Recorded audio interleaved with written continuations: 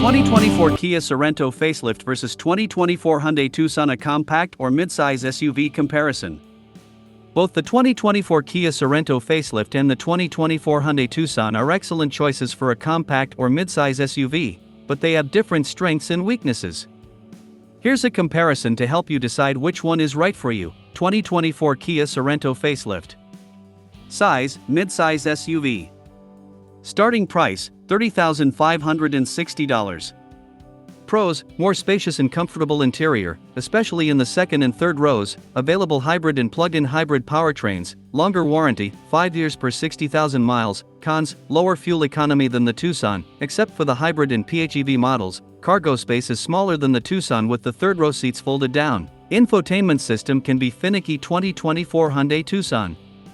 Size, compact SUV. Starting price, $27,050.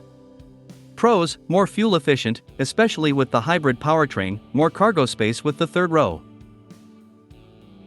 Seats folded down, user-friendly infotainment system.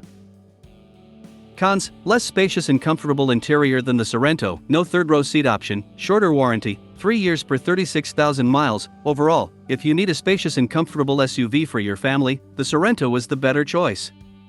If you prioritize fuel efficiency and cargo space, the Tucson is the better choice. Here are some additional factors to consider. Your budget, the Sorento is more expensive than the Tucson. Your needs, do you need a third row seat? How much cargo space do you need? Your driving habits, if you do a lot of city driving, the Tucson's hybrid powertrain will save you money on gas. Ultimately, the best SUV for you is the one that best meets your needs and budget. I hope this information helps you make your decision. Comfort. The Hyundai Tucson offers rear passengers about the same room to stretch out as the Kia Sorento, with comparable head and legroom. As far as headroom and legroom go, there's not much difference between front seat comfort in the Hyundai Tucson and the Kia Sorento. Convenience. The Kia Sorento requires fewer stops at the gas station than the Hyundai Tucson, making it more convenient to drive. Cost. There are a lot of factors to consider when calculating the overall cost of a vehicle. The main consideration is manufacturer's suggested retail price, MSRP. When looking only at MSRP, the Hyundai Tucson will have less of an impact on your bank account than the Kia Sorento. Dimensions. The Hyundai Tucson is a little narrower than the Kia Sorento, so you'll have an easier time getting in and out of the car in a tight parking spot. The Hyundai Tucson is slightly shorter than the Kia Sorento, which may make it easier to park. Performance. In terms of towing capacity, the Kia Sorento is clearly the choice over the Hyundai Tucson for pulling heavy loads. When it comes to horsepower, the Hyundai Tucson has a lot less horsepower than the Kia Sorento. Powertrain. The Hyundai Tucson has much lower torque than the Kia Sorento, which generally means that it won't feel as fast or powerful.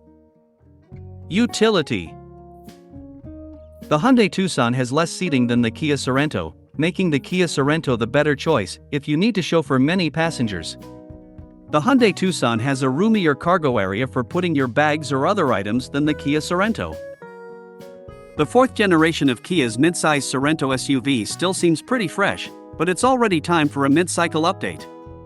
This refresh brings revised styling for the front and rear ends, along with an interior upgrade that brings new screens. We expect to see this new Sorento to arrive in the US for the 2024 model year. Up front, the 2024 Sorento features a completely different grille shape and interesting new headlights. The LED accent strips are reminiscent of the new Kia EV9's lighting signature. In the rear, the taillights are slightly revised and add a new design element that connects the two light bars on each side. We can also spot new wheel designs in what looks like a new beige color, at least for the Korea market model that's been shown so far. Inside, the biggest change is a new set of screens for the digital gauge cluster and the central infotainment system. The center screen appears to be running Kia's newer infotainment software, and the digital gauge cluster looks larger than the unit that's currently available on the Sorento's higher trim levels. There's also a touch bar lower down on the dash that looks similar to the one in the Sportage and the EV6 that can switch between HVAC and navigation controls. When Hyundai introduced hybrid powertrains to the latest Tucson, the automaker fulfilled the promise of the redesigned SUV. The standard, non-hybrid model brought an eye-catching design, an ample menu of features, and acceptable dynamics. It also brought acceleration we kindly called tepid. The more powerful Tucson Hybrid and Tucson PHEV plug-in hybrid don't just scoot down the road more quickly, they get better fuel economy. The hybrid makes 226 horsepower, the PHEV makes 261 horsepower, and both electrified models make 258 pound-feet of torque, healthy improvements over the non-hybrid model. The added power delivers a better driving experience no matter which of the electrified Tucsons you choose.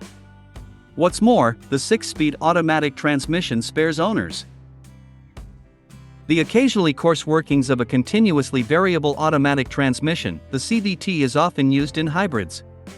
Properly equipped, the electrified Tucsons can tow 2,000 pounds. Both variants come with all-wheel drive and deliver the unexpected luxury of being supremely quiet at highway speeds, and the PHEV is one of the most affordable plug-in SUVs on the market. We don't expect any major changes to the Sorento's powertrains, which include a 2.5-liter gasoline engine in both naturally aspirated and turbocharged forms, a 227-horsepower hybrid setup, and a 261-horsepower plug-in hybrid option with an estimated 32 miles of electric range. The LX, EX, SX, and X-line trim levels should also stick around. The big switcheroo is the addition of a sporty-looking inline trim for the Tucson Hybrid. Last year this trim was offered only for the non-hybrid Tucson, but its move to the hybrid means better acceleration, fitting for a variant inspired by the automaker's hot up-end cars. Inside, all trims of the Tucson Hybrid and Tucson PHEV will fit the 10.3-inch infotainment touchscreen formerly reserved for the SEL convenience and limited trims. After adding standard safety features last year, Hyundai will do the same again in 2024. Haptic feedback through the steering wheel for lane keep assist and blind spot collision avoidance is included now, as are rear side airbags. Outside, Amazon Gray and Hampton Gray paints are exclusive to the hybrid and PHEV. We're not sure about timing for the 2024 Sorento yet, as it will likely go on sale in Korea first and reach the US market later on.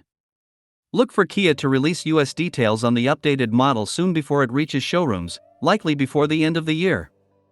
This version of the Tucson is worth a look just for the extra power, whether in hybrid or plug-in hybrid form. The turbocharged 1.6-liter 4-cylinder gas engine and electric motor make a combined 226 horsepower and 258 pound-feet of torque in the hybrid, or 261 horses and the same torque in the PHEV. Shifting through a 6-speed automatic transmission and with standard all-wheel drive, these figures take nearly 2 seconds off the 0 to 60 time compared to the non-hybrid Tucson. No, it's not the 302 horsepower shove you'd get from a Toyota RAV4 Prime, but it is the kind of pep you'll be glad to have at every stoplight and highway. On-ramp. At our test track, our loaded limited hybrid test vehicle managed a 7.1-second run to 60 mph. In everyday driving, the solid steering, comfy ride, and confident handling complement one of the electrified Tucson's best features, its hushed interior when at cruising speed.